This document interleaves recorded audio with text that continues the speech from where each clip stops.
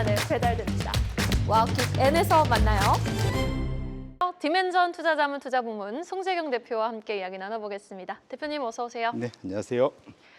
자, 시장도 시장이지만 원자재 가격의 상승이 심상치 않습니다. 금, 은, 그리고 구리가 동시에 사상 최고가를 경신하면서 랠리를 이어가고 있는데 이렇게 세 개의 원자재가 함께 움직이는 것은 이례적인 일이라고 해요. 맞습니다. 지금 보면은 은과 구리는 특히 대표적인 산업재잖아요. 2차 전지, 뭐 여기에다 반도체 전방 산업이 이제 수요가 뜨거워지니 이 가격도 같이 올라가는 것 같은데 글쎄요, 이 랠리는 언제까지 계속될까요? 결론적으로는 내년까지 좀 유지될 가능성이 좀 있어 보인다. 가장 큰 이유는 지금은 그러니까 실수요, 그러니까 결국은 말씀 주신 대로 뭐 은 같은 경우는 태양광 패널, 뭐 또 구리나 당연히 이제 데이터 센터 뭐 이런 데서 당연히 수요가 있긴 하지만 그 수요도 상당히 중요합니다. 그런데 통상적으로는 그거보다 가격을 더 빠르게 끌어올리는 거는 금융시장에서 미리 선제적으로 좀 땡기는 경향이 있거든요. 그래서 그것의 가장 큰 이유는 과거의 경험상 결국은 원자재 가격 상승 앞에 보통 그와 관련된 금융상품의 자금 유입이 먼저 선행이 되고요. 그 자금 유입이 왜 선행되느냐? 그것은 인플레이션 상승에 대한 우려 이런 것들이 높아지면서 보통 이제 해치 또 내지는 그것을 투자 목적으로 투자하는 그런 자금 유입이 급격하게 들어올수록 그것이 그 원자재 가격을 상승시키고 그 원자재 가격 상승의 그 뒤에 결과론적으로는 진짜로 CPI, PPI가 올라가는 이 연계의 모습이 있었다라는 것을 좀 아실 필요가 있을 것 같습니다. 그래서 통상적으로 우리가 LSEG라고 해서 이제 그 런던 그러니까 스탁 익스체인지 그룹, 그러니까 되게 큰 데죠. 런던 네. 금소위 런던 거래소. 예, 증권거래소 이쪽 그룹에서 전 세계 소위 이제 금융자산 규모, 거래 규모로 대충 했을 때 주식이 우리가 되게 클 것 같은데 주식이 한 16% 되고요. 그거밖에 안 돼요. 예, 그러니까 전체가 뭐냐면 한 1,000조 달러 정도 됩니다. 어마어마한 규모인데 결국 주식이 한 16%, 그다음에 소위 고정 수입이라고 그러죠. 채권과 그와 관련된 것들이 거의 70%. 확실히 채권이 많고요. 네. 그다음에 소위 우리 외환 거래, 이게 통화 관련된 게 한 11%. 근데 원자재면 꽤 클 것 같은데 거기 기준으로 보면은 0.3%밖에 안 됩니다. 그 무슨 말이냐면 주식 채권 시장에서 자금이 조금만 빠져나와서 원자재 시장으로 옮겨가기 시작하면 원자재 시장에서는 엄청난 현금 유입이 자금 유입이 된다는 거죠. 그래서 결국은 상당히 그 원자재 시장에서의 거래는 이런 자금 흐름, 특히 인플레이션과 관련된 이슈에 대해서 상당히 민감하기 때문에 최근의 흐름이 상당히 크다. 그래서 아까 차트가 열려 있었는데 그래서 통상적으로는 자금이 먼저 들어오고 그 다음에 원자재 가격이 지금 차트가 나오죠. 네. 지금 검정색 선이 지금 미국에 상장돼 있는 원자재 ETF들이 다 총망라됐는데 금은을 빼고서도 이렇게 최근 들어서 상당히 자금 유입이 가파른 걸 확인하실 수가 있고요. 이것은 결국은 시차를 두고 원자재 지수, 지금 블룸버그 지수입니다. 이 지수를 위로 끌어올린다. 그래서 통상적으로는 아까 말씀 주신 대로 이 금은 구리가 동시에 움직이는 게 이례적이다. 맞는데 통상 왜 그러냐면 귀금속인 은이 움직이고 그 다음에 구리가 움직이고 마지막으로는 원유가 움직이는 이 대충 순차적인 그런 그 소위 그 인플레이션 해지의 방식들이 있습니다. 네. 이런 흐름이 있는데 이번에는 금과 은과 구리가 동시에 움직인다는 건 그만큼 어찌 보면 인플레이션 해지 수요가 상당히 크고 내년도에 대해서도 걱정이 꽤 있는 거다. 그래서 이거에 반대 급부를 받는 데가 어디냐? 뭐 우리나라는 사실은 이런 원자재 부국이 아니라서 근데 원자재 부국인 브라질, 멕시코, 칠레, 이제 칠레 같은 경우 대표적으로 전 세계 구리 생산량의 절반을 생산하죠. 네, 네. 그러니까 이런 나라의 지금 올해 상승률이 그 나라 국가 ETF 상승률이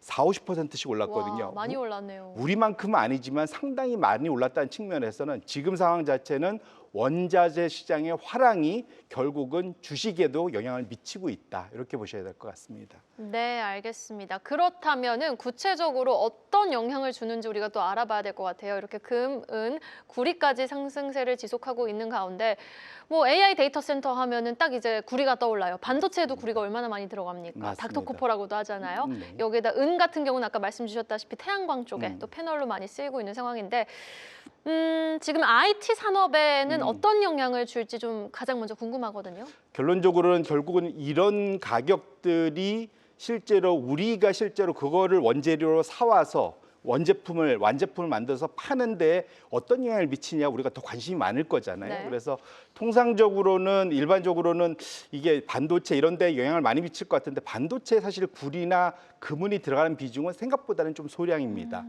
말씀 주셨던 이제 기계 그걸 장비 쪽에는 일부 들어갈지언정 반도체 원자재 자체는 규모가 미미하고요. 그다음에 태양광 패널에는 은이 많이 쓰이는데 은을 도포하기 때문에 대략적으로 10에서 한 15% 정도. 그러니까 상당히 은 가격이 올라가면 사실은 그 태양광 패널 가격이 원자재 가격이 상당히 그러니까 소위 비용 부담이 늘어나는 거죠. 근데 최근 들어서 중국산 사실은 패널 공급 과잉 뭐 이런 이슈가 있기 때문에 이것을 가격을 전가할 수 있을까에 대한 고민들이 벌써 내년으로 넘어가면서 나타나고 있다 보셔야 될 것 같고 구리가 가장 큰 이슈입니다. 구리는 지금 실수요도 많은 데다가 특히 데이터 센터에는 1메가와트 데이터 AI 데이터 센터 만드는데 한 27톤에서 30톤 정도. 결론적으로 요즘은 100메가와트씩 하잖아요. 1000메가와트, 100메가와트씩 하니까 그러면 결국은 거의 3,000톤 가까운 그러니까 AI 데이터 센터 하나에 3,000톤에 가까운 와. 그런 구리가 필요하기 때문에 상당히 구리는 상당히 수급이 부족하다. 그래서 거꾸로 구리가 부족하면 그거를 전가하면서 AI 생태계에 되게 좋을 것 같은데 역으로 이것이 부족하면 그러니까 소위 데이터 센터 건립이 지연될 수가 있습니다. 그래서 오히려 이것은 약간의 장애물이 될 수도 있다는 측면에서 구리의 수급을 우리가 상당히 잘 관찰할 필요는 있겠다 이렇게 말씀드립니다. 네, 알겠습니다. 자, 이렇게 조정을 받았던 원자재가 다시 움직이기 시작하고요. 이번 주 우리는 빅 이벤트를 맞습니다. FOMC 회의 플러스 여기다 이제 브로드컴, 오라클의 실적 발표. 여기다 또 지금 우리 대표님은 챗 GPT의 이제 오픈 AI 챗 GPT의 5.2 공개도 중요하게 생각하시는 것 같아요. 각 이벤트들이 어떤 영향을 줄지 확실히 이번 주가 좀 연말 연초 시장의 방향 키를 잡고 있는 건 맞죠? 맞습니다. 결국은 FOMC가 제가 저번 주에도 계속 말씀드린 매파적 인하 여부 상당히 이제 걱정이 된다라고 말씀을 드렸고, 점도표요. 네 맞습니다. 네. 그래서 그러니까 이번에 인하는 하는데 내년도 점도표가 시큰둥하면 시장이 3번 이상 인하를 요구하는데 그것이 안 찍혀 있으면 시장이 좀 실망하면서 주가가 좀 탄력을 잃을 수 있다. 2회면 어떻게 돼요? 애매하죠. 그게 근데 고객도 상당히 계속 끌고 가겠네요. 그럼. 네, 그러면 이제 시장이 그러니까 원래 탄력받고 달려야 되는데 네. 이제 좀 소위 말하는 이제 상당히 뭐랄까요 상황을 달릴까 엿보는 말까. 네. 네, 고민하는 좀 상황이 될 가능성이 좀 있어 보이고요. 그 어쨌거나 지금 말씀드리고 싶은 거는 이번에 또 아까 뭐 주셨던 브로드컴과 소위 이제 오라클 양 진영이죠. 브로드컴은 구글 진영, 네. 그다음에 오라클은 오픈 AI 진영, 엔비디아와 같이 엮여 있는. 전에도 제가 그 최근 한 달간 주가가 완전히 갈라진 걸 말씀드렸었는데 지금 그 구글 제미나이 3.0이 나오면서 오픈 AI가 상당히 난리가 났습니다. 네. 코드 레드도 발표하고 5.1을 생각보다 빨리 지금 발표를 하는데 가장 큰 이유는 오라클이 지금 빚내서 지금 AI 투자를 해야 되는데 이번에 5.2가 제미나이 3.0을 넘어선다는 경쟁을 충분히 할 수 있다는 자신감을 줘야만 소위 그 주식 투자자들도 그렇지만 채권 투자자들이 오라클한테 돈 빌려주기가 훨씬 더 쉬워지겠죠. 네. 결론적으로는 이번에 사실 이것은 주식 시장뿐만 아니라 채권 시장에도 상당 기간 CDS가 스프레드 같은 데 영향을 줄 수 있기 때문에 사실은 숨어 있는 이번에 히든 와일드 카드는 오픈 AI의 챗 GPT 5.2의 성공 여부 이것은 상당히 시장에 큰 영향을 줄 수 있겠다. 그래서 지금 시장에서는 좀 9일 날 정도에 발표되는 거 알려졌는데 조금 미뤄질 수도 있습니다. 네. 어쨌든 이번 주 내에 발표된다는 측면에서는 FOMC와 함께 오픈 AI 5.2 발표도 꼭 눈여겨보실 필요가 있겠다 말씀드립니다. 왜냐하면 브로드컴 실적 발표 전에 이제 오라클이 실적 발표를 하지만 여기에다가 오픈 AI가 우리도 지금 이렇게 잘하고 있어를 보여줄 수 있는 챗 GPT의 이제 5.2가 어떻게 공개됐는지 또 반응은 어떤지 여부 좀 우리가 주시해 볼 필요가 있어 보입니다. 맞습니다. 자, 그리고 국내 증시로 좀 시선을 돌려보겠습니다. 알테오젠이 이제 코스피 이전 상장 결의가 됐어요.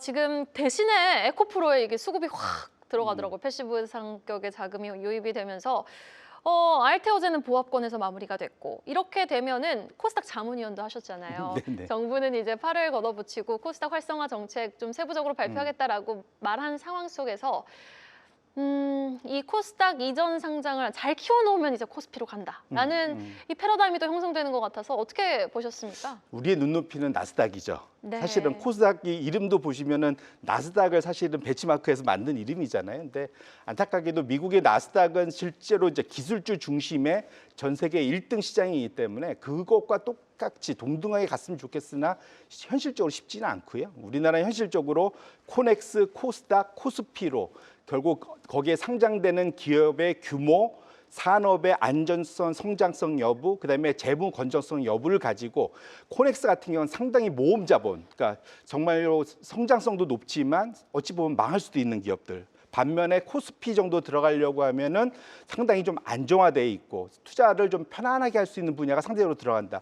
코스닥은 딱 중간에 끼어 있습니다. 기술주 중심이고 그래서 어쩔 수 없는 숙명이다. 그래서 저도 사실은 10여 년 전에 코스닥 협회 자문위원 하면서 이걸 어떻게 바꿔볼까 여러 가지 아이디어도 들고 했지만 이게 만성 이슈입니다. 이게 해결이 안 네. 됩니다. 오히려 우리 투자자분들이 거기에 맞춰서 사실은 투자를 하실 필요가 있을 거고요. 현실은 안타깝게도 원래는 코넥스, 코스닥이 전문 투자자들 위주로 그러니까 소위 리스크 리턴 프로파일이 상당히 고위험 고투자이기 때문에 그것을 사실은 보면서 해야 되는데 아이러니도 우리나라는 일반 투자자들이 다 이 코스닥에 좀 몰려 있는 그런 안타까움이 있습니다. 결론적으로 우리 투자자분들이 보실 때 코스닥은 위험도 그러니까 소위 리턴도 크지만 위험도 크다는 것을 명심하시면서 투자하실 필요가 있을 것 같고요. 이것은 만성적인 이슈라 알테오신이 설사 빠진다 해도 코스닥이 망하지는 않습니다. 그것도 네.